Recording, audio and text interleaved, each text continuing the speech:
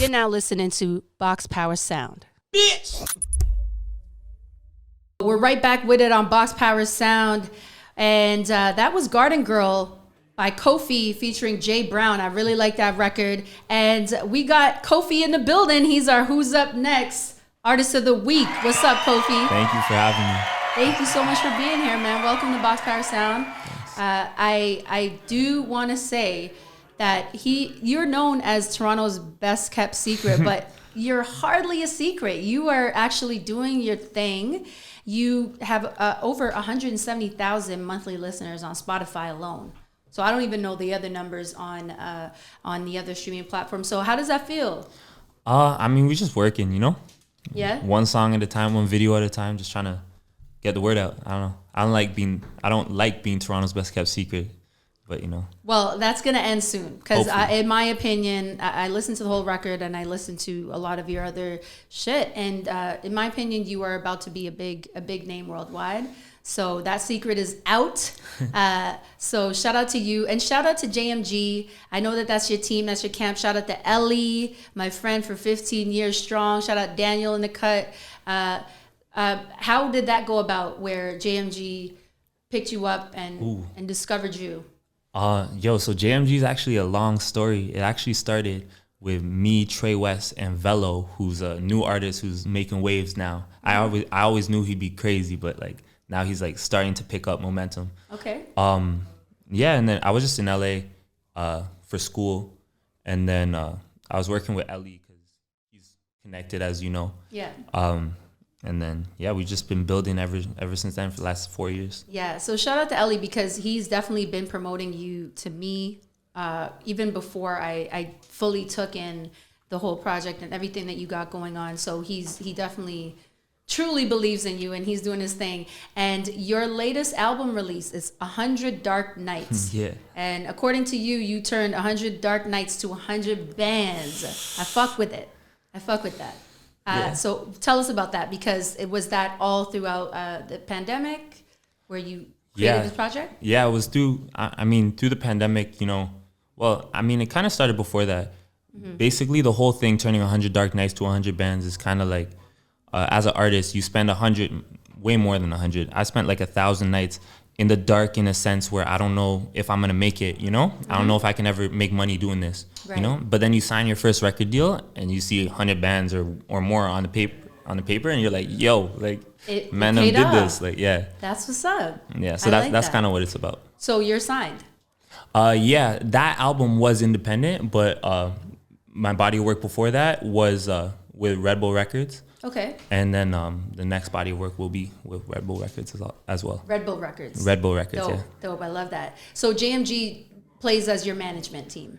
It's kind of like a collective. I don't know how to explain it. It's going to be a bunch of things. Right. I kind of started it to like put people on where I'm from. Because like coming out of Scarborough right now, there's not really like a spotlight on us. But there's so many people, even from like the place where I grew up, who are just super talented, you know? And have stories that need to be told. So. Yeah, exactly. So you're keeping it in-house, and I'm pretty sure that JMG is holding you down. So shout out to everybody over there at that camp. And so clearly you're from Scarborough. Yeah, That's where Scarborough. You hail from. 401 in Kingston. You know what I noticed about your album too? You talk a lot about love.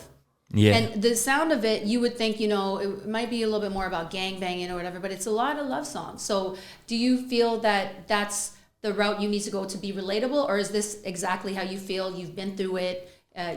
You were putting your heart in the lyrics, pretty much. I was definitely putting my heart into lyrics. I have a lot of fans that tell me that like it helps them get through stuff, and you know, like obviously nothing means more, you know. Exactly. But I mean, gangbanging wise, I'm not trying to be in the politics. That's not good for anybody. Exactly. I can appreciate that. Yeah. I can definitely appreciate that.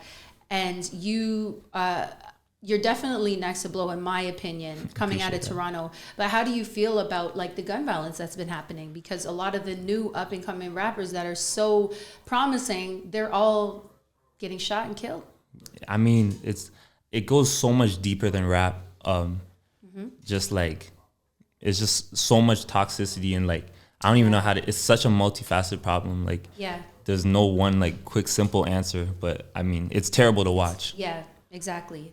So I definitely appreciate the fact that you're steering clear from for sure that whole vibe. And when you take in your music, the first thing with the sound and everything, you're gonna think, okay, you might be rapping about like what everybody else is rapping about, but you're not. It's about love. It's about your personal experiences. You've had your heart broken and a 1-2 time. I don't like to talk about it, but well, did these girls play themselves then? I don't know. They're gonna have to see and find out. Yeah, because you're definitely next. So I want to talk about it because I seen your billboard off the Gardiner. Really? Yeah. Yo, I couldn't even see it. Yeah. That's crazy. I wish you took a picture. What's crazy is I was coming home from work, and I was working on the programming all day. I was taking in your album, getting this interview together, and as I was going home, I see Kofi 100 Dark Nights on a big billboard off the Gardiner, and that's a big deal when you're off the Gardiner. So shout out to whoever did that for you. Yeah, no, that was us. I mean, that's great marketing. And Abstract Studios, shout out Abstract. Yeah, so great marketing. I was like, yes, like he's doing it right. They're taking all the right steps. So I was happy to see that, and I'm like, hey, he's the next guy on our show. Like they're doing all the right things. So tell us, how long have you been making music? I've been in music one way or another, like, I don't know, before I can even remember, to be honest. I was playing piano. I started like classical music. Before I was ever doing rap or hip hop, I started with piano, then I moved to guitar and then trombone. So I was like reading and writing like classically my whole life.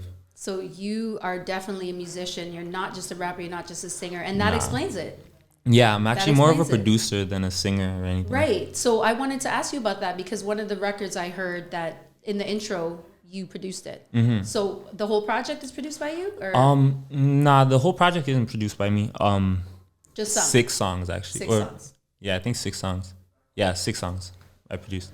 Yeah, if you don't know, now you know. Kofi is next to blow. I'm telling you, incredibly talented, man. Your stuff is polished, and you are only 22.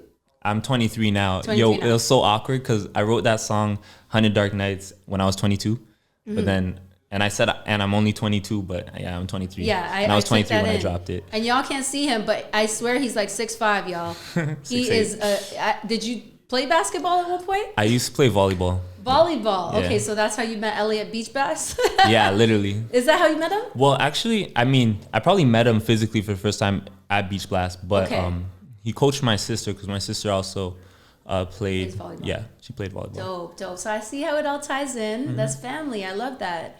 I love it. Shout out Beach Blast. There's a lot of fun, memorable nights over there. And is it still open? No, actually, it just closed down. Oh, okay, because of the pandemic and all that. Yeah, there's probably a bunch of things. That's crazy. Well, that was history then for everybody. So, talk to us. Who are your musical influences? Because the sound that I hear, I'm interested to know. Number 1 is probably Akon. I'll be honest. Okay. Sam Cooke. I don't know, like J. Cole, obviously Drake. He's from the city. Right. Yeah, I guess that's probably like the main ones, you know? Yeah, that's a good lineup. And Akon is building his own city. He's out here. Akon's doing his thing. I was really doing his thing. Super upset about what he did to Locked Up by remixing it with 6ix9ine, but other than that, I love every single thing Akon's ever done. That was a shocker, and I don't know if it was just to do anything for publicity, but it didn't make sense to me, but whatever. Everything else that he's done, for sure. Akon's my guy. Yeah, good. That's a good influence. So listening to your full album, you have some Afrobeat sounds. Yeah. Are you African? Yeah, I'm half Kenyan. Okay, half Kenyan and just half, like, my mom's from Toronto. Okay. Dope. Yeah, because you have that range of different sounds. And I'm telling y'all, if y'all haven't taken in 100 Dark Nights, it is a really, really good album. So you'll hear a lot of trap. You'll hear the Afro beats. What's the Afrobeat single that you put out? Well, I have 2. So one's called Got You Already. Okay. Music video actually shot in Ghana. Yes. And then Don't Give Up on Me with Kwesi Arthur, who's like one of the top Ghanaian artists. Amazing. Yeah, everything is done right. You're doing it all right. So what's your favorite thing about being a musician? Probably just interacting with my fans. Like it's new to me. Like I don't understand the fact that I have fans, you know? Mm-hmm.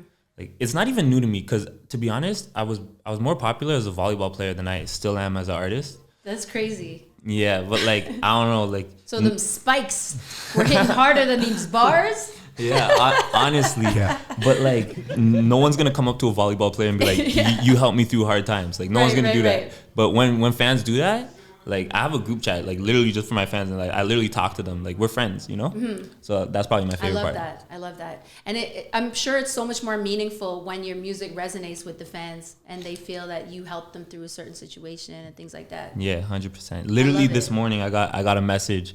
I forget who it was from, but yeah, he said that my music like helped him through some hard times, and it touched me. So shout out to his fans, shout out to his audience, and if you're all listening, then you're really his fans, and if you're tuning in, then you know what time it is. So where do you see yourself in 5 years? 5 years, let's see. I'll probably, hopefully I'm touring. Hopefully there's no pandemic. Touring, making music, producing and songwriting for other people and for myself. That's what I want to do. See it. I can't wait to see it because I know that you would probably kill it on tour. And have you been doing shows at all throughout your music career? I've done a couple, but now was when I was gonna tour behind the EP that I dropped back in the summer. But COVID. COVID, exactly. So let's hope that happens. And we actually want to see you on the stage at Manifesto Festival. So we're gonna make that happen. Yeah, let's make that happen. Absolutely make that happen. So tell everybody where they can find you on social media. So you can find me JMG Kofi JMG KOFI on everything other than Snapchat. That's JMG KOKO, JMG Coco. And Kofi stands for, is that your real name? It's my middle name. So basically in Ghana, I guess I'll say most of the boys that are born on Friday, their name's Kofi. So it's super common name. So like when I was in Ghana, like a couple months ago, and they'll be like, "What's your name?" I'll be like, "Kofi." They'll be like, "Kofi what?" Like it's like a name like Daniel, like this bear. Yeah. So very common. Yeah, super common. So you were born on a Friday. Yeah. All right. Okay. Well, we are glad to have you as our Who's Up Next guest. You are definitely up next. I'm telling you, this kid has it, like in every aspect, and the fact that he has a wide range of sounds. I'm excited to see where you take this. You have our full support, and we're going to be breaking all your records. Make sure you come back when you have a new project. Sounds good. And make sure y'all take in and stream and download and purchase everything Kofi, Kofi. So shout out to you. Congratulations on your release, and we want to see you take it to the top. Thank you, and thank you for having me. I appreciate it. All right, you're welcome. This segment was brought to you by MOTOR SPECT RENTAL. Right. Welcome back to Box Power Sound. That was What You Sayin, produced by Unimerce, featuring Nadia Stone. And we actually have Unimerce in the building right now. What up? So Unimerce is known to rock the crowd and captivate audiences across the world with her explosive and electric energy. She is a British-born international DJ turned music producer, and we're glad that she chose Toronto to be her home base. Please welcome Unimerce to Box Power Sound, y'all. Woo! Yes. Yes, thank you, Kat. That was a beautiful introduction. Well, it's earned. You know what I'm saying? I'm glad to be here with you today. It is what it is. Thank you so much for being here on Box Power Sound. Mm-hmm. It's been a minute. I've been trying to get you on here for a while. Yes. So I'm glad to have you. And congrats on your latest release. Thank you. We're going to actually play it again later on because, we want to just remind people how dope of a record it is. So we've actually been rocking a lot of parties for years. Yes. And we've had some wild, fun nights, and it's been crazy. But how long has it been since you've done a party, like a club?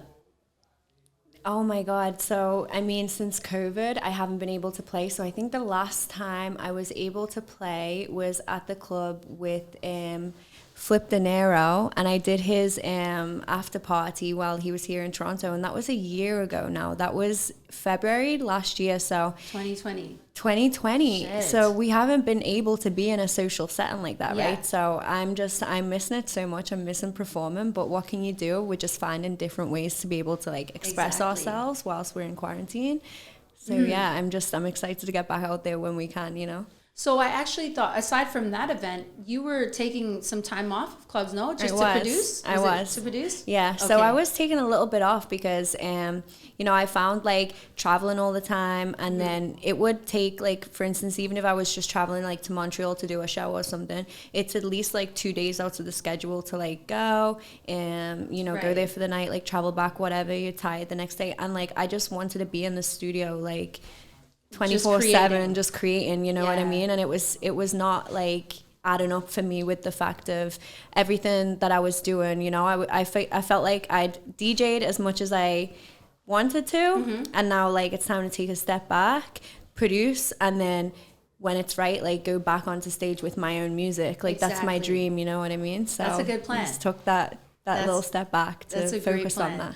And your love for music is clearly undeniable. Right? Yes. So from DJing to curating playlists and mixtapes and now producing, who have been some of your musical influences growing up? You know, it's funny because I feel like you get your influences from an early age, like from your parents and stuff. And so me and my mom, right? And I feel like because your parents are who you're around, you're spending the most time with. Yep. And so like growing up, she would listen to a lot of Spanish music. Because we would go to Spain a lot. She was actually dating somebody from Spain. I love Spain. But you're Sicilian. I have like a little bit of Sicilian, yeah, but not a lot. And a mixture of all kinds of different stuff. So yeah, we were going to Spain a lot, and she was dating somebody back then. So I would listen to a lot of like Enrique Iglesias, like really Jennifer Lopez's Spanish albums, because my mom was like a huge fan of J-Lo. What about Selena's? Oh, of course. Sade was another, just like on the side, a big inspiration of mine. I love her like smooth vocals and the smooth production behind all of that. Yeah. And Santana was another big influence. Yeah. So, you know, I just kind of like listened to a mixture of music growing up, and then when I got more into my teens, it was like Eminem was like my shit. Like Eminem was like my guinea pig was named Marshall after Eminem. You know, he was like my little bestie, and that was because of my brother. So I have an older brother, so I would listen to a lot of the music that he was listening to just because, like, big bro, you know what I mean? That's exactly like me. Yeah. Everything that my dad would put us on, I was listening to, and then everything my older sister would put us on, I was definitely listening to. So, and then I feel like from there as well, then getting into my like later teens, a lot of music videos back then, it was just like good to like turn the TV on and watch like the music videos. Right. And there was this channel in the UK called Channel U, and it was a free like music video channel that you could get on Sky, and so like everybody would watch it, and it was just all full grime. So it was like then in like my early like my teens and like my early 20s, I was like grime like nonstop, you know, like Skepta blew up like a good few years ago, but he's been like a UK legend for a long time. That's so crazy, because I personally thought that grime is a new genre. I didn't know that was you were coming up very like and so like it's dope to see that like it went more mainstream, and like, you know, because I feel like the UK is very cultural in the music that we have, and like grime has been a big thing since like my childhood. Even Dizzy Rascal, he was like the person who I listened to growing up. If nobody knows who he is, go check him out. He's fucking fire. What's his name? Dizzy Rascal. Dizzy Rascal. So that you took him in growing up. Yes. Is he still popping right now? Or? Right now, he's like, I guess he's in his later 30s or something like that, maybe 40s. So when I was growing up, he was like, you know, the thing that was popping. Right. And then now he does like a few things. What now? He's a legend. Yeah, he's a legend more in the scene. You know what I mean? He had like a really big song with Calvin Harris too, and Calvin Harris back then too was coming up because he's Scottish. So you know, Calvin Harris was a big deal before he blew up in the States and everything like that. Oh, wow. In the UK. So shout out he to was all the doing Scottish people. It's St. Patrick's Day today. Make sure y'all are drinking. Irish. Is that Irish? Wow. Y'all got me Happy fucked St. up. Patrick's Day. But happy St. Patrick's Day. But you know what? Everybody celebrates it because it's a huge thing in the whole of Europe. So like everybody. Do you drink green beer or? I drink not that much. We're drinking 1800 tequila today, y'all. That's what we're drinking. Let's pour up another shot for you. Let's get a little what shot. I wanted to know, I'm actually interested to know what life was like in the UK because I've been around the world, but I've never been to London. I've never been to the UK. I've never been to Amsterdam. Nothing. You've not? No, and I've been wanting to. And the most that I get of UK is I watch Top Boy. Yes. And I was just like, wow, there's so many similarities to Toronto. Yeah. Right? First of all, shout out Ashley Walters, shout out Kano, that show is insane. And before Drake invested into the show, that show actually was out I don't want to give years because I'm not a facts here. I don't want to give you the facts, but before it came out on Netflix and everybody could experience it, Top Boy was out on it's a channel 4 back in the UK, probably 6-7 years before it got onto Netflix. So I watched Top Boy when I was younger, and it was one of those big things in the UK, this show just came out, it's raw. Sick. Kano is an incredible artist, and I actually grew up on Kano too, as an artist. Really? Which is one of the dudes in there, and Ashley Walters too. They're really incredible artists before they were doing the stuff that they do. So they're amazing artists. Then they did Top Boy. So now everybody kind of gets to see how the London culture is, or the UK culture is, but it has did you come up in the hood like that? No, I'm not from. Because that shit was raw and rugged. Yeah, I'm not from London. I came up in Liverpool, which is actually 2.5 hours on train, or if you're driving, it's 5 hours. But everything is so close in the UK to get to. It's a train ride or a car ride away, all the different cities, but all of our accents are different. So so it's crazy because speaking of Drake, him putting on that show on Netflix, Cheers. I actually first met you at a Drake party. Yes. At Frings, and you were DJing. Yes. And I was like, oh my God, she's this big British star, this big British DJ. But you actually live here. You've been living here for years. Mm-hmm. What is it that you love about Toronto? I love the culture here, especially the music culture. I feel like it reminds me a lot of home because the same thing that England has, Toronto has, which is its own niche in music. Right. So the sound here, they have their own sound. You can tell when something's from Toronto, the same way you can tell something is from the UK. Right.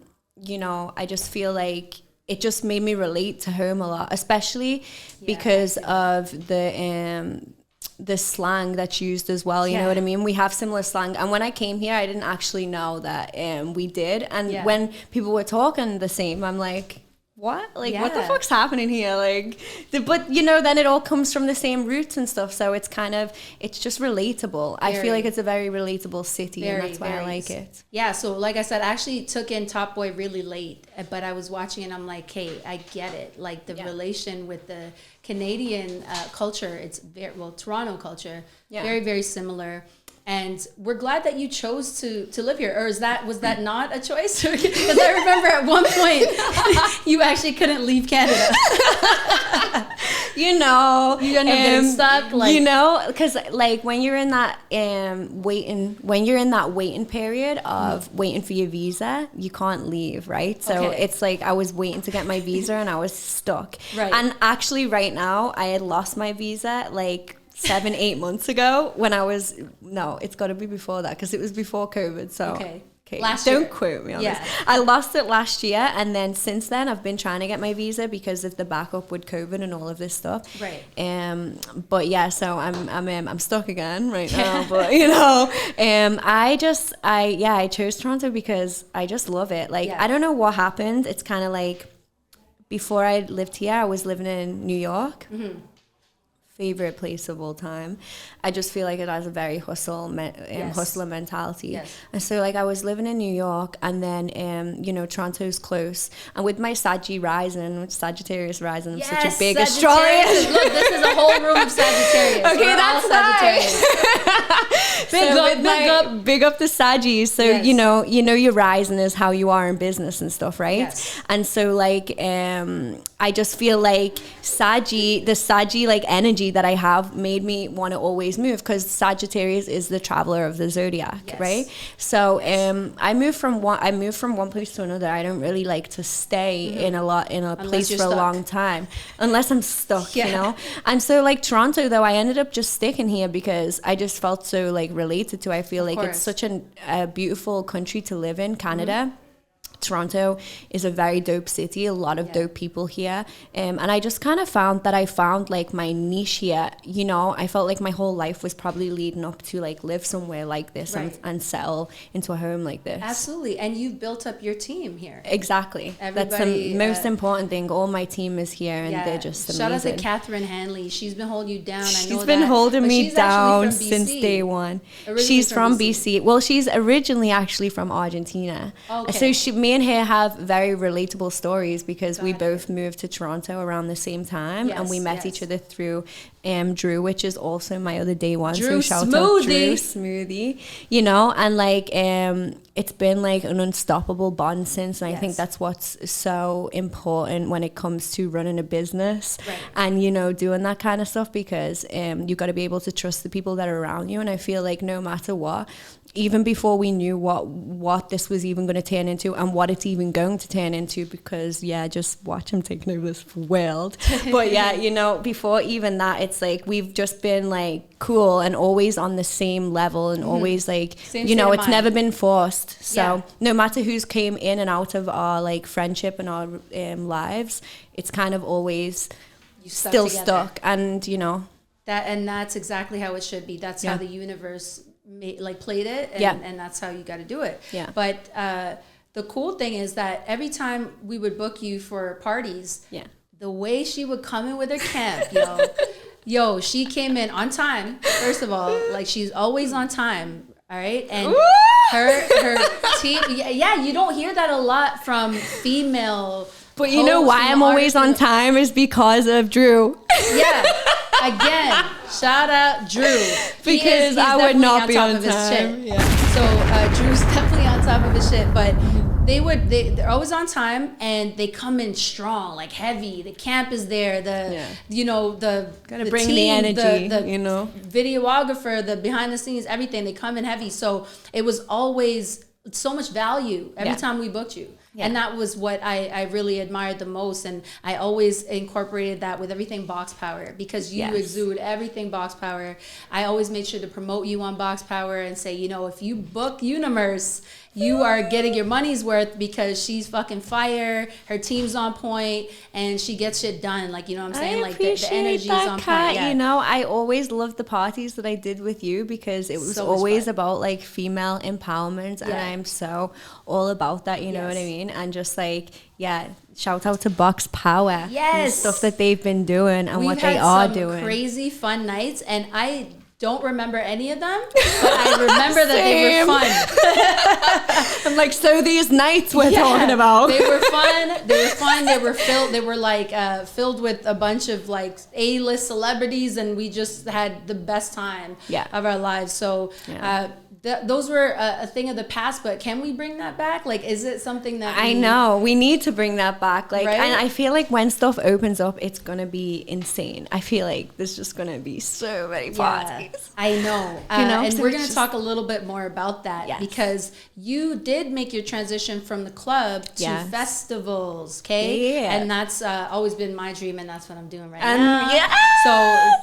So I loved what you did at Veld, okay? So we all seen this. You fucking turned the crowd up. Like, she gets on the mic, she goes crazy. And shout out to, who else you had on mic?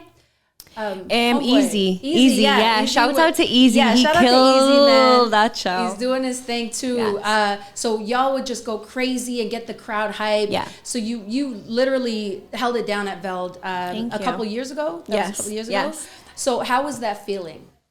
I still got messages about that set today, to be honest. Like, yo, I seen you at Veld and like blah, blah, blah. Honestly, the feeling of being in front of that many people, it's just insane because you actually don't see people. You know what I mean? You don't see like that it's that many people. You just see that like you look out and it's just a crowd of like. How many people were there? There was like 100,000? Yeah, I think it is about 100,000 or don't quote me on that, but yeah, Veld really blew. And you know, actually it was the first year that Veld had a hip hop stage.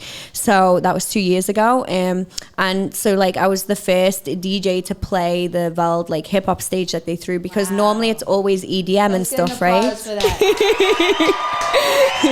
And so like normally it's EDM stages always, but then they kind of like had a hip hop stage onto the side, so I opened that, and then during, I think it was Killian Slumdog's set, I went between those two, and the energy was just insane. And you have that, like, okay, I had 30 minutes just to kill it, and I put 30, and I put 30, and I put together like a sick show. And with that show, I was not allowed to bring like a lot of people because normally I will create like a whole, as many people I can bring, I will create a whole show around it. I have dancers, shout out Twist, he is like my number one main dancer. Big up Twist. And so like he creates all my choreography, whatnot. But we were meant to have him, we were meant to bring out some other like performers, but it ended up just being like, okay, there's a lot of like things going on, and you just have to make good of what you have, right? So it was like, okay, it's just me, it's my MC, and I'm able to bring out like one person, which was Jazz, and I brought Jazz out with Kato to perform this song that they were doing, Jazz Cartier. Yeah, and so like it was just us. Jazz Cartier. Yeah, and it was just me and Easy, so we're like, okay, you know what? Like, let's do what we can do, which is literally like me DJing, MCing running to the front. Like when there's a song playing, I'll run out, like I'll perform with him, I'll come back, I need to like make a transition or whatever it is.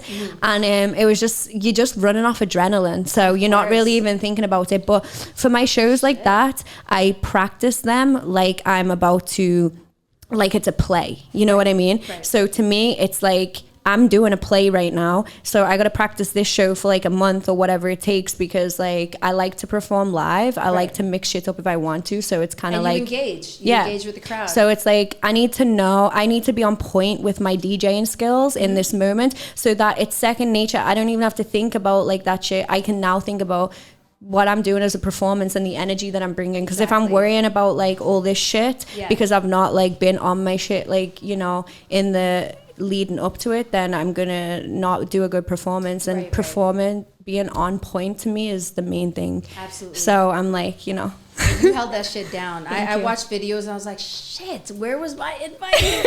God damn, I've never been to Veld. Next time we gotta do it. Well, we're gonna do a festival together, definitely. Yeah, exactly. We are. So look out for Manifesto Festival, y'all, this summer. Yes, we're gonna go crazy, like seriously crazy. So obviously it's fun with festivals and stuff, but do you like DJing festivals more than clubs, like parties? You know, I do, because the energy in a festival, the thing what you can never tell with a club is how the energy is going to be. So even if the energy is great, you know, I find very much with like the hip hop culture too, like if you go to a club, it can go both ways. It can be like people are turning up and they're like really happy to be there. It's like other times it's like people are like too cool to be doing shit. So, you know, but all I'm there to do is like give it my all and put on like the same show. I put the same show on in a club that I'm going to put on in a festival, you know what I mean? And I do prefer the festival vibe though, because it's just like people are vibrating on a higher energy. They've took those 2 days or whatever that day to pay for their tickets and come out to that festival because they want to turn the fuck up, you know what I mean? Would you ever crowd surf? I would 100% crowd surf, you know? One day. But I don't know how that would work with my outfits and shit. Just thinking about that right now. And you gotta be careful, because I've always thought that crowd surfing was so crazy. Like between seeing Tory Lanez and like Jazz Cartier. Yeah. Jazz Cartier jumped off of like a 3-story Yes. thing. And it's like, are the people going to get a knee in their face? Like, yeah, it's like, what, you're just letting yourself go what to if the... they don't catch you, yeah, right? which is what happened to But a you few would do people. it. I mean, I feel like if I was in the right adrenaline, I would do it. You know what I mean? What if you don't come back? If I don't come back, who's going to play the show? I don't know. I mean, Drew does know how to DJ a little bit just in case there's emergencies. No, everybody just squat up and get her back. Like, you know what I'm saying? Like, everybody just pass her back to the stage. That would be actually so crazy. We can't do that now, though, unless we go to the States. The States is completely open, which is so crazy to me. But we can only do like drive-in things here. But you did tour around the world, which is amazing. So you obviously got your visa at that point. You toured around the world. What was the most memorable city that you performed at? Honestly, Barcelona has been an incredible... Barcelona. Which is in Spain. Oh my God, I love Barcelona. So you know what the crazy thing is like, you don't think that they would have the same kind of like culture over there or whatever, right? Like, which obviously they don't, but when it comes to like hip hop music, my boy Quincy, shout out Quincy, he's the owner of Pop That Party, and like I met him actually in New York. We were just both like happening to be in the Bape store, and he recognized me and was like, yo, like sick, like hip hop DJ, like I would love to have you at my event in Barcelona. And I was like, Barcelona? Like they have like, are you kidding me right now? And I'm like, yo, I'll get my little sombrero on, get over there, you know what I mean? Yeah. So then, and I'd never been to Barcelona actually. And so I was like, okay. And then like, you know, months went by, whatever, you know, you make things happen in the end.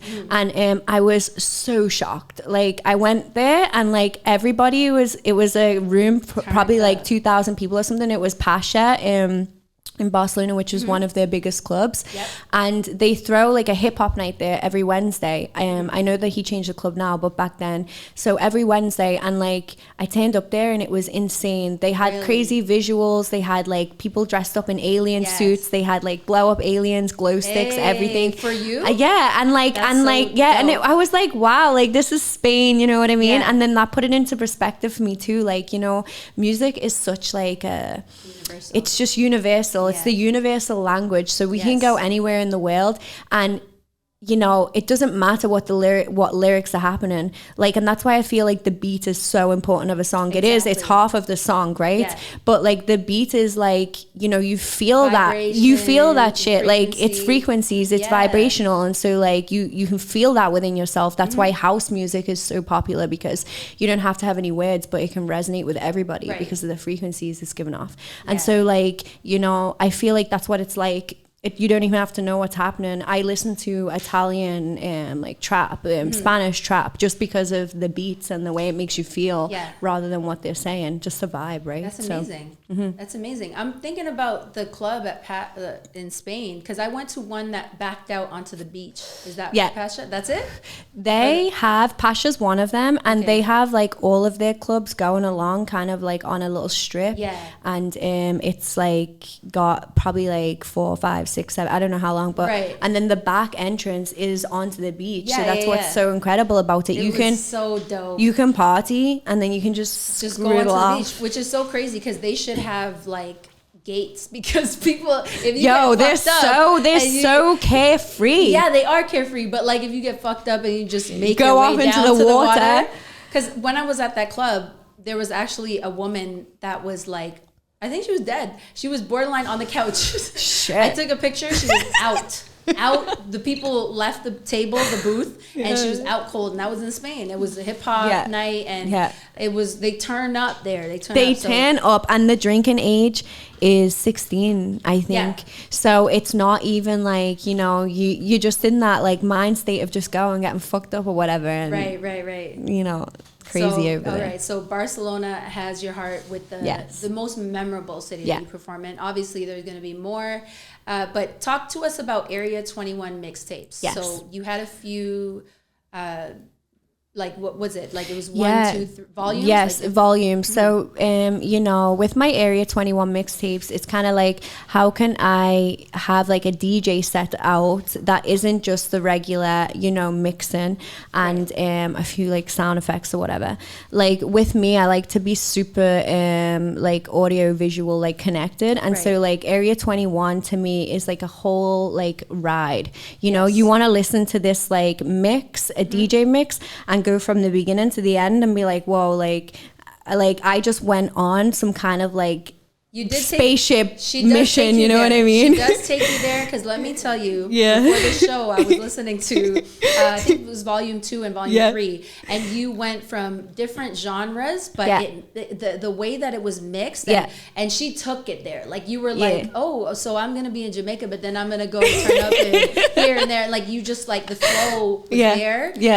But it was so smooth, so I really appreciate that. Thank you, I appreciate that. Are you going to continue to do these mixtapes? I am. I'm continuing to do them amongst with all the other things that like we're doing. I like to find time to do this because it is a time that I can like be expressive within my DJing, because you know I'm producing a lot, and so I don't really find the time right now to like put into my DJing, especially because we're not like performing, we're not doing that kind of stuff. And so with the mixtapes, I found that like, you know, okay, I put those days aside to like really learn the set and it be cool, record it, then I put it into Ableton, and then I like to add my like my intros and my outros and all my sound effects. So it's a whole creative project for me. It's not just the DJing of it. It's like, you know, putting it into my DAW afterwards and adding all these things so that I can take people from one place to the next, which is, you know, a whole spaceship ride. And you don't just stick to what's current and what's hot. You throw it back. With some classic timeless records, and then you come right back into something that's like current. And I definitely appreciate that. So it's like almost, and it's for the ages too, right? Yes, exactly. So we want to see more of those mixtapes, and maybe we can play some here on Cay Radio, right? I would love. And just break a whole Area 21 Boss Power Sound special. That would we'll be do some live fire. Mixing. Do you do mixing and stuff? I do. Yeah, I would love to do live shows. So we'll do like the live stream mixing. Like you know, my mind's all over the place, and anything cool. We want to do it. So let's definitely make that happen. So a question that I have for you is, do you like producing more than DJing? Honestly, I really like both of them. I don't feel like I can tell you which one I like better, because they're both so different. One is on the back end and one is on the in the front end, which is what I'm trying to change. And I know, you know, legends like DJ Khaled, he's a DJ and also a producer, and he's doing these kind of things, and I just feel like, you know, there should be more of that, because producers are the artists as well. We're still half of the song, and so like I feel like there should be more producers also putting themselves out there as an artist, but maybe they like to sit on the back end. I mean, who knows, right? But I like both of it. So I'm like, it really goes hand in hand, because now with production, I can create my whole own song, like from start, because I have my own studio in my basement here. So I like produce my own beats, and shout out to the AGS team, Scheme and Ethan, who like I sit with and make beats like with constantly. Them like my team as well, you know. And that's the thing about production is too, it's like a whole community, because I throw like that's my fun nowadays, is throwing like beat kind of like, you know, we'll get together like of a nighttime and we'll just cook up beats. Like that's my fun right now, you know what I mean? And we'll get on live and we'll do that. And so like it's just such a different thing. Like the production is like, you know, by yourself and like a community, like coming together, creating a song, getting the artist to come into the studio, record it, then we mix and master it there, and now like I have that product to be able to take and perform with it. So that's where the music video came about, because I love creating visuals with songs. So then I listen to this song, I come up with like the visual then to go with it, and then you perform that, and then it comes to the stage of DJing where now you can take it out and spread it to the world. So I just appreciate them both so much in a different way, and I don't know which one I prefer to do, because they're both on such a different energy. But you know what I mean? Tied into your ultimate goal. Exactly. And anyway, so that makes sense. So you did mention AGS. Talk to us about AGS. You know, alien gang shit. There's alien gang shit. So AGS, to me, alien gang, you know, what's an alien? This is my alien, by the way. So what's an alien to everybody? An alien is something that's unique, different, unknowable. Yes, not from here. You know what I mean? Magical. And so, like, for me, alien gang is like anybody who feel, you know, we're all unique in our own ways. You know, come here, you'll never be judged. It's just about being uniquely yourself and rocking for yourself. You know what I mean? Yeah, of course. So yeah, I mean, aliens, do you believe that they come to Earth and they abduct people? No, not abduct people. I feel like I feel like, you know, there's a lot more to life than just us. We are even infinite, right? We're infinite beings, and I feel like we come here and live this human experience, but when we leave this human body, like, what are we? We're all energy. And I feel like you know, we're all stardust, we're all energy. And it's like, yeah, there's this one planet called Earth, and us our spirit decides to come here and do this like journey as a being on Earth, but then afterwards we move on and we go other places. And it's just the same with the aliens. It's the same with the fairies. It's the same with the unicorns. It's like everything, right? I feel like they all exist, and we can't laugh at that because everybody here is laughing. No, I'm laughing because it comes up in one of our segments later on in the show. It actually does come up, but I want to know, because there are these videos where people claim that the spaceship came down and they had got abducted, and they don't remember anything. So they saw a spaceship and then they don't remember anything, and then they end up back to where they were. Yeah. But they have a vague memory of being laying down and being in this like light room or whatever. And people actually say this. Yeah. There's so many people that I believe those people this, right? So it's just so crazy because, again, we're part of a universe, right? We're a speck. We are a tiny speck in our galaxy amongst millions of galaxies within a universe. So how do we not have other living beings and things like that? I think it's crazy that people think that the only thing exists is us. No, it's completely impossible. That's all I think, you know. So maybe with your alien gang shit, maybe your past life was on another planet, another galaxy, and then you came here to fuck shit up and do your thing and really like represent. Yes. And I fuck with it. Like, I completely love the whole movement, and thank you for the little care package too that I got. Of course. That cute little AGS hoodie. Definitely gonna rock that. So your work ethic is so inspiring, and it's exactly what Box Power is about, like I said. But tell us a fun fact about Unimerce that we don't know or don't see on social media. You can pour a shot too. If you want. Let me just say. Let me just stand. Pull this answer is brought to you by grab a hold on myself. 1800 coconut. This is brought to you by 1800 coconut. That's what I've been drinking this while I'm on this vibe. Yeah, it's a vibe. So cheers. What's a fun fact about me? A fun fact about Unimerce that we don't already know from your social media. What is it? Drew's looking like I know exactly what it is. I know, Drew. You know, I feel like I don't really, as much as I show myself on social media a lot, I feel like I don't really talk a lot about like my kind of like personal stuff, you know. I feel like there's a lot of things that like I just give to people what I kind of like want to give to people. I don't like share my whole same stuff on social media. So I think like my spirituality, which I've been open about a lot more lately, but I feel like that's a whole journey within itself, just really like finding yourself and who you are and like working on yourself. I think that's one thing that I haven't really shared with my my followers, which I do want to, and that's why I'm starting to do my vlogs and stuff more now, because I feel like that side of people helps people a lot to develop. And the reason why I've never really showed that part of myself is because I always feel like you're never perfect enough like, you always want to be more perfect. Like, okay, once I've really mastered this, then I'll share my story about it. But one thing, like my mentor, my spiritual guide, Olivia, shout out to Olivia, who I have like many sessions with and stuff.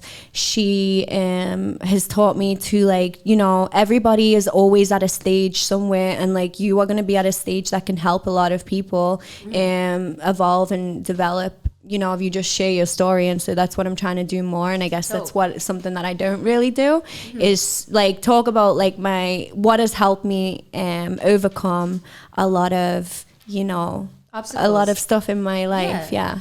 So life is crazy, man. Life is crazy for everybody. Everybody has a story. Exactly, because everybody looks like they're good always, but everybody has this stuff. You know what I mean? Exactly.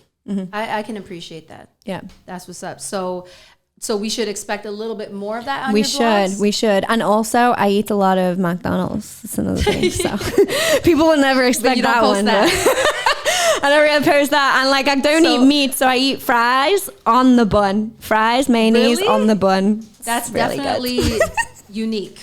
Yeah.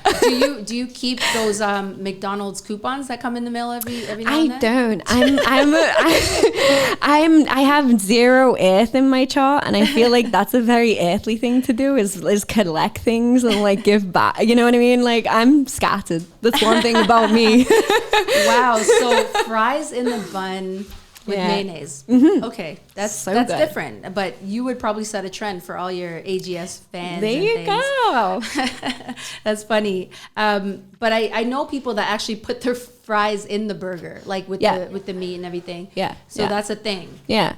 Or like crisps on bread, like crisps on a sandwich. That's a UK thing. Is it crisps? Crisps is a UK thing. It is. Is crisps chips or the chips? The fries? Yeah. So crisps is chips and fries is chips. Wow. Okay. Big up the UK them. Yes. So who are some of your favorite artists right now? Okay, I have quite a few. So honestly, and we were just talking about Sweetie a little bit ago, but you know, I really admire Sweetie because I feel like she's a badass boss bitch. All the visuals she creates are dope. Yep. Her social media is popping, like in all like the small things she does. I think she's dope, and I can't wait to work with her one day. Yeah. Another one, Ruby Rose. I think she's doing her thing, and she's super dope. She's kind of coming up. Wait, Ruby Rose, actress? No, the rapper. She's from Atlanta. Okay. You heard her? She's dope. I thought you meant the actress. She's from the she's Orange dope too. Yeah, the girl with the tattoos. Yeah. She's I don't know what she's doing nowadays though. She was an actress, DJ. Right. She was an EDM DJ. Yes. But yeah, Ruby Rose, she's a rapper. She's from Atlanta. She's really, really dope. She's got that boss bitch mentality, and that's what I really admire about you know, women who come into power in the music industry and have that power to just drive forward and really, you know, not give zero fucks about, you know, how people are telling you to act or do things. Like, I feel like some of my career was really based around how I should act and how I should look and how I should be, and you're a girl and you're a DJ, so you can't be sexy, you've got to be proper, you can't, and it's like, why? I'm me, and but I'm also really good at this. Why should I have to like dim my light for anything? Absolutely. And I really feel like I embraced that a lot more within the past like 2 years of my career, was really embracing like who I am, because for the longest part of my career I was kind of told like I had to be this one thing. And you were apprehensive to really put it out there. Yeah, because I used to probably care about judgment. I feel like, you know, that really takes like working on your mind, body and soul to develop and evolve into who you are. So I used to take like judgment as like you know, I think that like, okay, this is how they think I should act, okay, like I'm gonna act like that. But like, yeah, I just feel like, why? Like, girls we're all just beings. It doesn't matter like what we are, you know what I mean? Like, that's what we represent. Same as Box Power. It's like, we can act and be the way we want to be. It doesn't mean that we can't like perform and be dope at like this tech stuff as well. You know what I mean? We all have the same amount of hours in the day to like learn something, and then how we want to act and perform is to show our personalities. Is just kind of like who we are. You know? Very well said, and it's very it means a lot more during International Women's Month, you know, which we've been maintaining that throughout the month for Boss Power Sound. And it definitely means a lot to me, especially because I've been running Boss Power since 2013. And I've always been trying to enforce that for women, right? Like and you've done amazing. Thank you. Yes. We've come such a long way from when we never had a voice, never, right? Like there was a point in time, like there's actually a game board. What is it called when the ship where you... Battleship. There's a Battleship game, and it's like a game for the entire family. And on the cover, it's a cartoon drawing of the father and the son playing the game, and the mother and the daughter are doing the dishes. Wow. Yeah, we'll pull up that picture, but that was I think that was even in the 70s. So I don't know. I can't claim the year, but we've come such a long way. You know, there's so much that women have been doing and successfully doing. Even with the states right now, there's a female vice president who's a person of color, which is incredible. And just I think we're completely on the right track. And I totally wholeheartedly believe in supporting one another. You know what I'm saying? And just representing for one another. Obviously, when it comes to women, we all want to do our thing and we want to represent for ourselves and kind of create our own camp and stuff. But let's all support one another. That's all a Box Power asks for. That's all I ask for. And that's very important to me.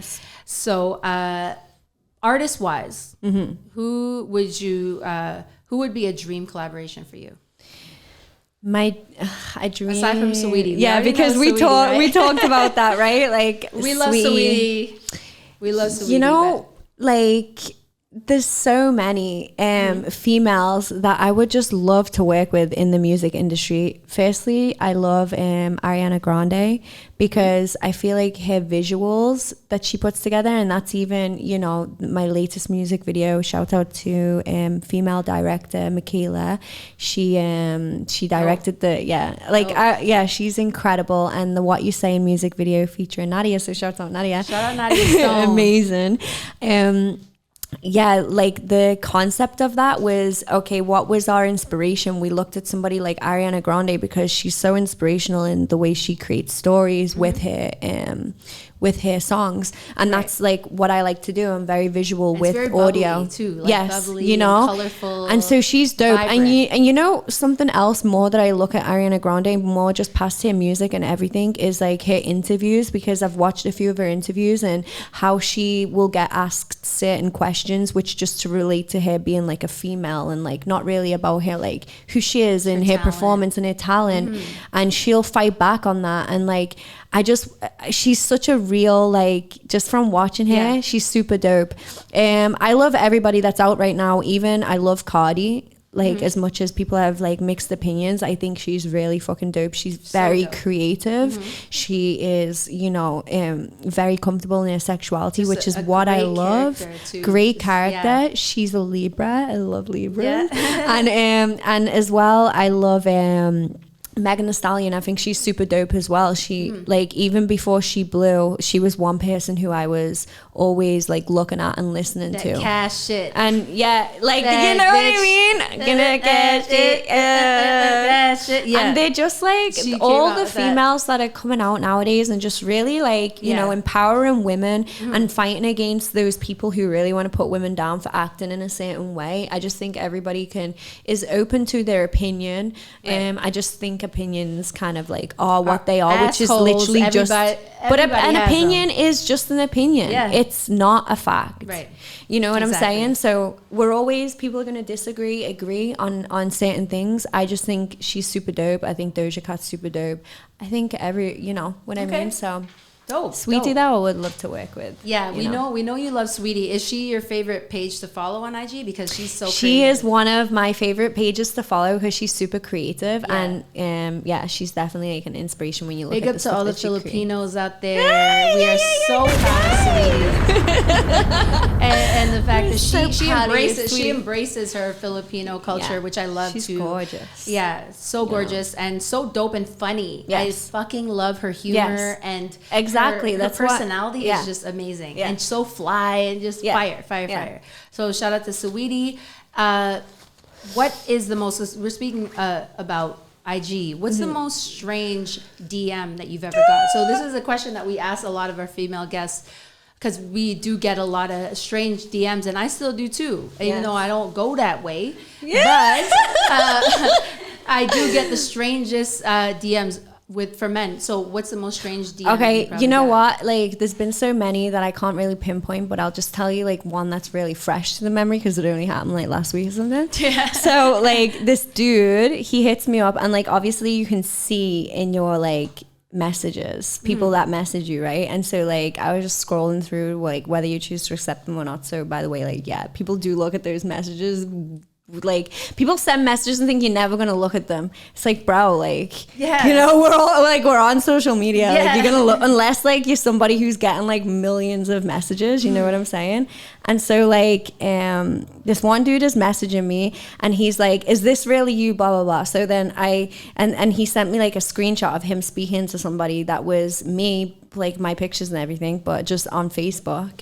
And it was like a Unimerce account, but it wasn't me. So then he sends it to me, and I'm like, no, that's not me. But like obviously I like to know those things because these people are actually like getting people to send them stuff, like money and like gifts or like too. Right? You know what I'm saying? Yeah. So this guy, so then he showed, and I'm like, I'm sorry, that's not me, but what's the page? I want to report it or whatever. And he's like, oh, like, yeah, I knew it wasn't you in the end.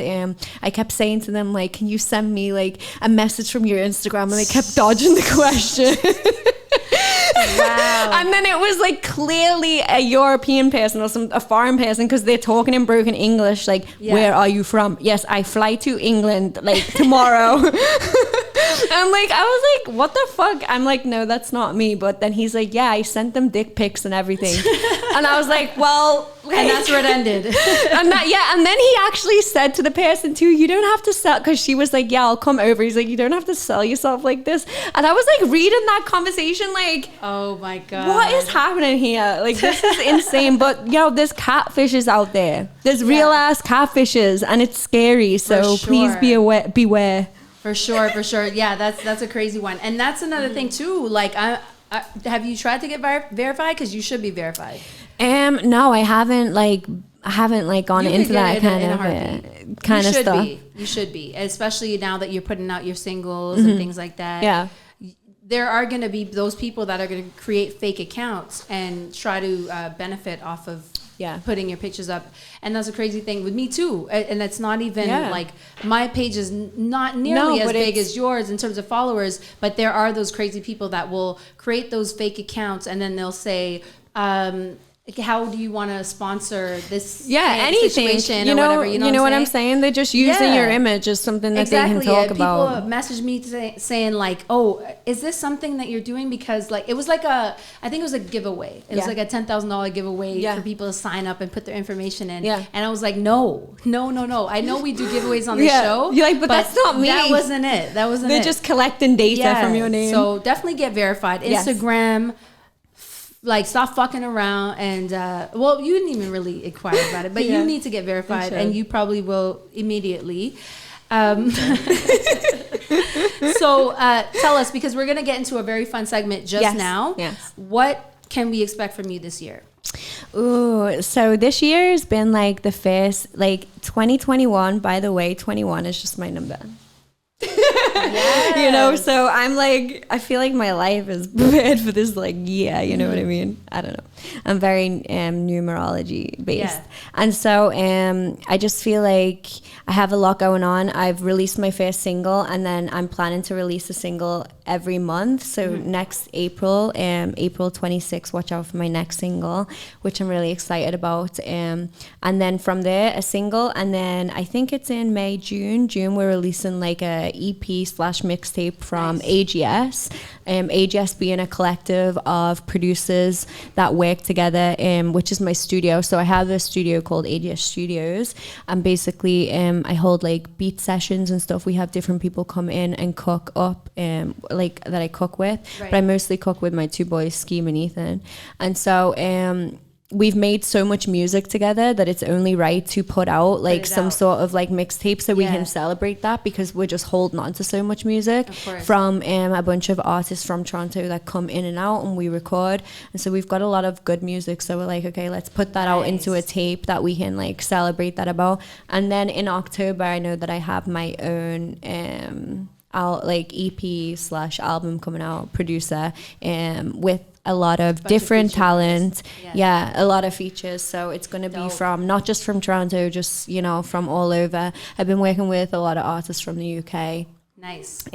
So I'm really excited, and it's like as soon as I can get over to these places as well, because I feel like the energy is so different when you are in the studio with the artists. I love to create with the artists, so it's like I want to go to the UK, I want to go to LA, and just like connecting with the people that I know and like create good music. But right now it's just all online stuff. So right. So yeah, well, that's a lot of stuff coming out. So I'm excited. And you could definitely expect her at the Manifesto Festival this summer. Yes, along with if things open up, I'm gone, because like last just before like the summer got cancelled, I had a whole tour in Europe, like doing Barcelona, doing Germany, doing the UK, doing like all these places that worked out, but then obviously everything was cancelled, and so we couldn't do it.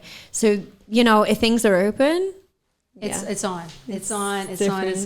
So let's fucking open up. Everybody get vaccinated. We'll talk about that a little bit later. But we want to play your new single one more time. Yes. This is What You Sayin. Actually, you introduce it. Okay, guys. This is What You Sayin, Unimerce and Nadia Stone. Shout out Nadia Stone for being so amazing. And here's our new single, What You Sayin. You Sayin, produced by Unimerce, featuring Nadia Stone. Shout out Nadia Stone, a big Toronto artist right now who's definitely on the come up. And where did that production style come from? Because you do more trap and all that stuff, so this is more commercial, teeny bopper, R&B pop. Yeah, so my boy Lokes, he had sent the sample, which is like the violins that you can kind of hear. And so I'm just going through samples, like that's kind of sometimes what I do to like get ideas for like how to start like my songs and whatnot. And he had sent that, and I'm like, oh, okay, this is cool. And so like it's me and Ethan, which is my other boy who like I produce with a lot, and so we're sitting there and we're coming up with shit, and then like I come up with those 808s, and it's like I don't know, like the 808s is my thing when I'm producing. Like it's my favorite thing to do. And so like that I don't know, it kind of brought like more of a trap style to like an R&B song, which is kind of what I like to do, is still like have those hard hitting drums with anything that I kind of like put to, because I don't know, that's kind of what I like resonate with, is like the hard, even in R&B it's kind of I think that's why like but like the R&B stuff that I even make is like it has that like heavy 808 still, because I still like to hear, I don't know, you shouldn't stick to rules. There's no rules with music, right? Exactly. And so that's kind of where it came from. It was just being in the studio, cooking up and coming up with one of the many beats from the night, which is usually like many that are getting cooked up. And then Nadia comes over, and which is probably like three months after making that beat or whatever, she was at an event that we were doing at the studio, and then she hit the beat. We were playing some beats for her, like, come down, like, let's chill, like, let's figure out like if we can record you on something and whatnot. And then she came over, and then she hit that beat, and because everybody was smoking in the studio, we had everybody in there that day. We had like Swagger in there, shout out Swagger, right? We had Roy Woods in there, shout out Roy Woods, and everybody was recording, and because everybody was smoking, she's not a smoker, she's very clean, and so she started like, she's like, I can't record today, but I'll take the beat home and I'll write to it. So I'm like, yeah, just go. She went home, she wrote to it, she came back a few days later, she recorded that banger. It was like, what the fuck, like, I'm glad you went home and did your shit, because artists work in different ways.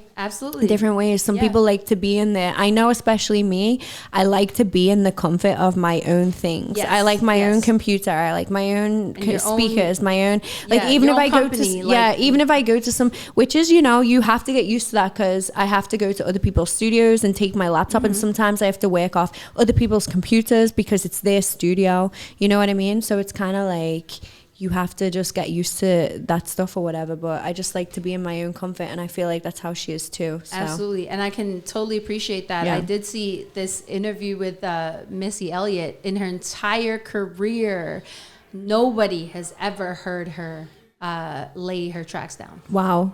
In her entire career. You know what? Because it is. It's such a thing. Exactly. And I come from an artist background too, so I was always in the studio, and I always just want to be with my production duo and stuff. Like, I get it. But it's a great song.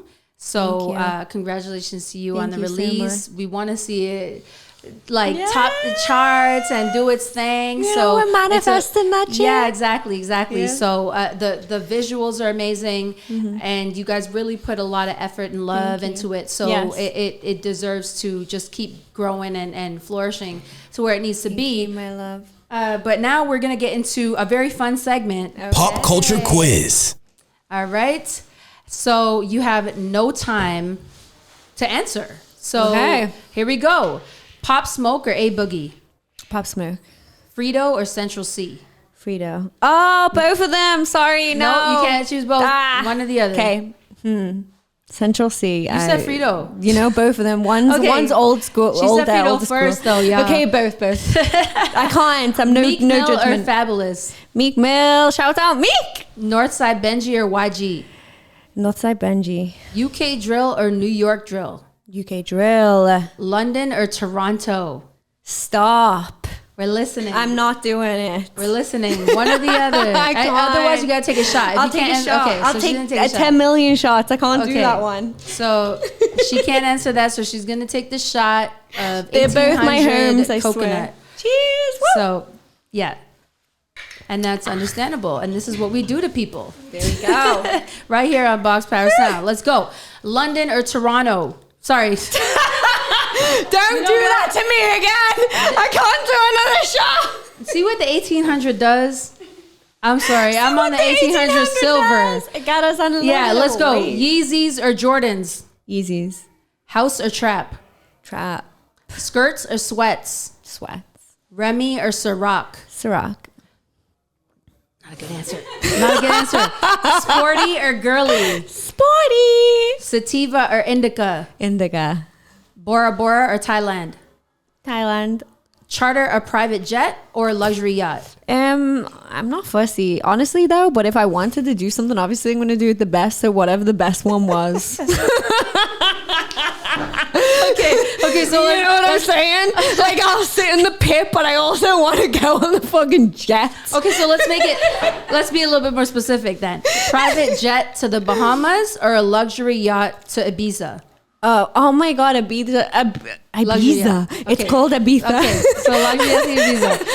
Okay, Ibiza. You said you didn't eat meat, but steak or salmon? Salmon. Healthy food or comfort food? Comfort is so much better. Yeah, she puts fries in her burgers, yo, or without meat, but fries in her buns. Gucci or buns. Louis? Gucci. Supreme or Nike? Nike. Well, although it's called Nike in England. Nike. So, you know. Veld or Ultra?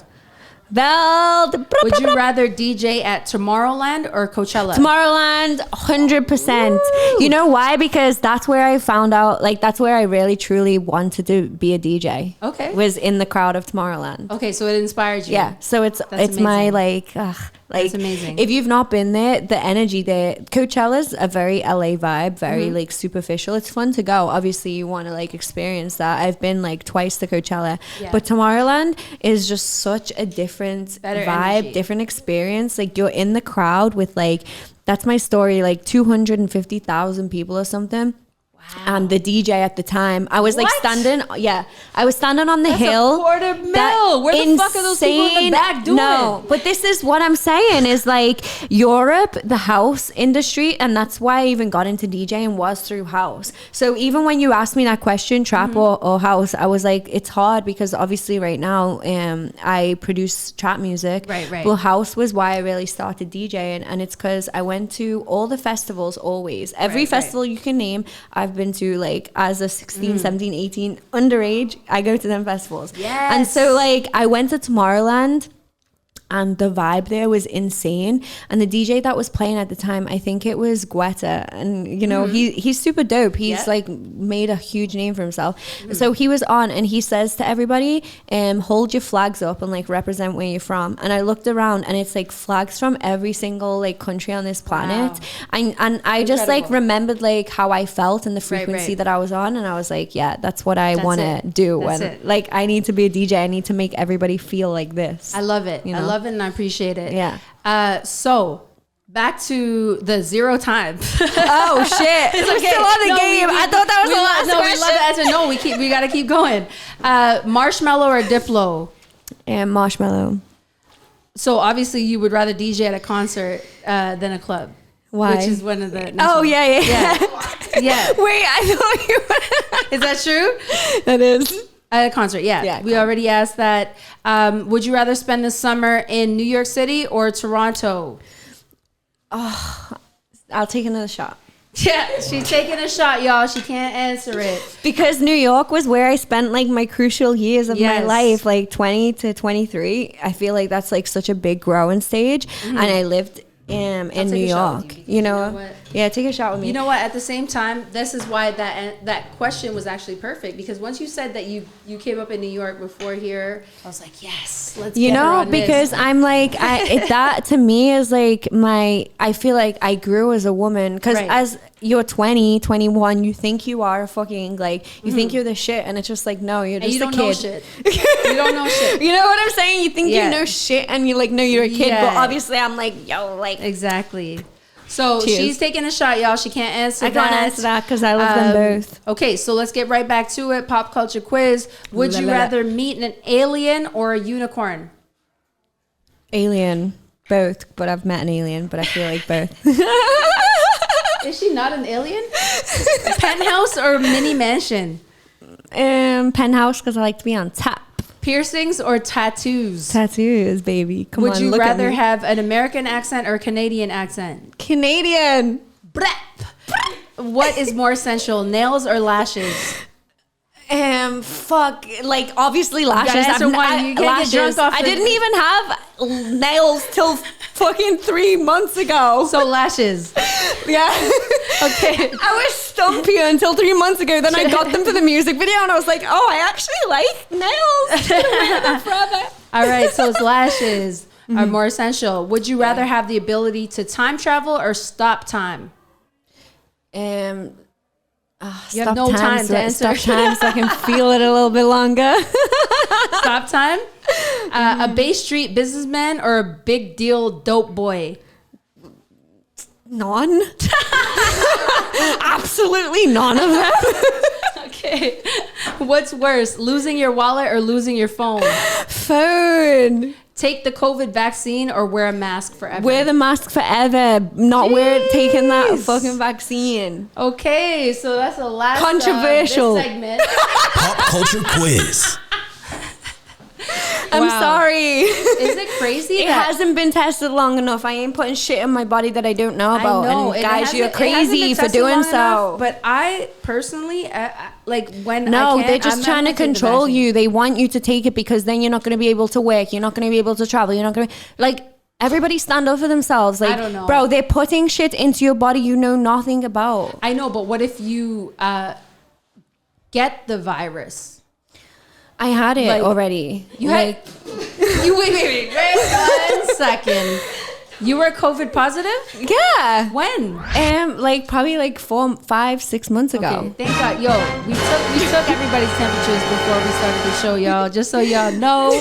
But you guys, it was like 6 months ago. Listen, everybody has it. Everybody can get it, and everybody can get the flu. You know what I mean? I know that it's right. Okay. I don't want to speak on it anyway, but it's one of those things, right? It's like. What I just think is that I don't want to put something into my body that's not been tested long enough to know the long-term side effects. And so if that means me not being able to travel or do any of those things and having to social distance and wear a mask, okay, like that's what I'll have to do because I don't want to, like maybe my life in the future might depend on that. You know, I would like to wait it out. So if it just means not to travel, I'll just wait it out. To each his own, to each his own. Yeah. So you might be immune though, because you got it.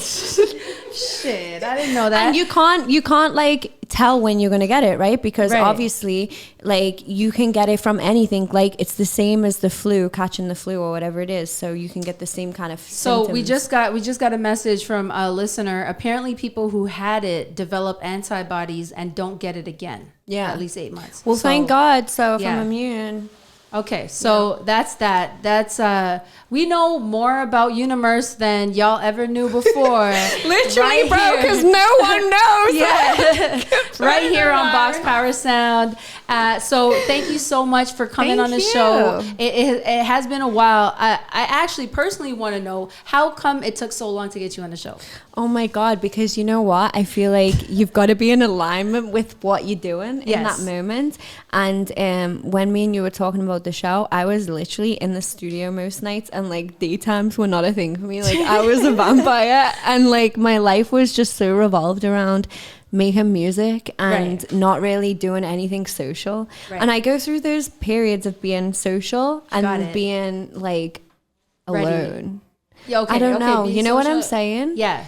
No, so like when people want you to be social, sometimes it's like, because it's a full-time job, right? It's being social is a full-time job when you're doing this and you're being an artist. Yes. But sometimes I feel like it's good to take those moments to like really work on yourself. And it did align, girl. It did align. And it did, because look, we're doing it right now when the single is out and things are like actually popping. Exactly. Like when you hit me up, I was like really just focusing on my craft and becoming like, you know, working on myself and working on my mind, body, and soul, is like I like to say to everybody. Yes, and we totally appreciate and respect that, but we're so happy that you came on the show today, especially during this month. And again, alignment during International Women's Month. You are a very special guest of ours, and we thank you for coming on and sharing your story and telling everybody a little bit more about yourself. So everybody, make sure you take in the What You Sayin single produced by Unimerce featuring Nadia Stone, and she has a lot more on deck. You are going to see a lot more Unimerce. She's definitely doing her thing. So congratulations to you. Thank you. We want congratulations to see you take it to the top. Thank you. Thank you. I want you to just keep killing this shit. This is fire. So thank you so much for giving us these opportunities to speak about ourselves. Thank you. Cheers to you. Let's drink some more. And shout out to Unimerce. Let's go. Let's get into this. Shout out to the whole Box Power team. Shout out to AGS. Shout out to Cay Radio. Shout out to Cay Radio. And let's get into Doing My Dance with Frito Bang featuring Moneybag. Yo, let's turn the fuck up. Let's go. Thank you for tuning in to Box Power Sound. See you next week.